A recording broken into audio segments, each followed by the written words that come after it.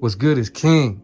We got a white girl that didn't know she was black. I'm gonna play this video and then I'm gonna run it back and give my commentary on it. My dad is black, my mom is white, but I didn't know I was mixed until I was in the 6th grade, which actually sounds old. However, it was my reality. I grew up in a very, very small town in North Carolina. So there were a lot of black people, a lot of white people, really not much in between. For reference, I also only grew up with my mom and her side of the family. I can probably count on one hand how many, honestly, maybe even light-skinned people in my town, but for sure mixed biracial people. It just was not a thing. Growing up, I knew I obviously have curly hair, but my mom tans really easily, so my hair was actually a lot lighter back then, so I had more blonde in my hair.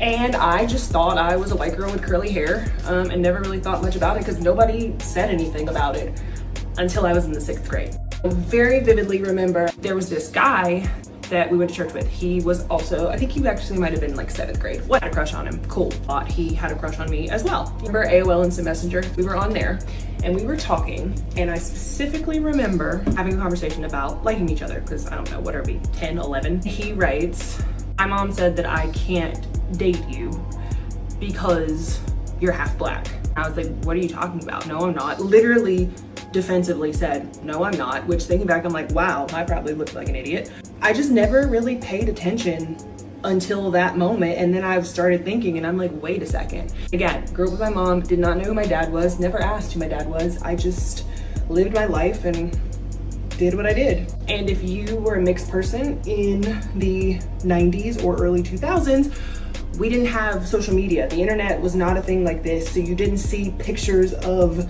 other mixed people. I just saw what I saw in my town, and that was it. Black or white, and I lived with a white family, so I assumed, oh, I must be white. I'm also clearly, especially in the winter, pretty light skinned, and in the summer, I turned the color of my mom. Literally never thought anything of it until the 6th grade, which led me to then approach my mom and just ask who my dad was, and she had no problem telling me. She was very, very upfront and transparent about it, and I can go into a whole story about her experience having a baby by a black man in the early 90s. I'm not gonna tell her story for her. Wasn't trying to hide it from me. She just figured there would be a time when I would come to her and ask her. She was also very, very young when she had me, and trying to navigate life with a mixed kid in a small racist town in the 90s, I can only imagine how that must have been for her. So again, is no fault of hers for not sharing this information with me.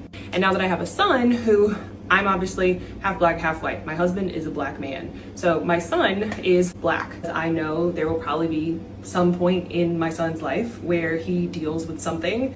I ain't gonna lie, gang. It was hard growing up as a dark-skinned kid in the 90s, right? Like the late 90s, early 2000s, right? It was times where I actually wish I was light-skinned on some real shit. Like I actually thought that because I was dark-skinned, that's the reason I couldn't get girls. That's the reason I got into fights all the time. I got teased about my skin all the time, right?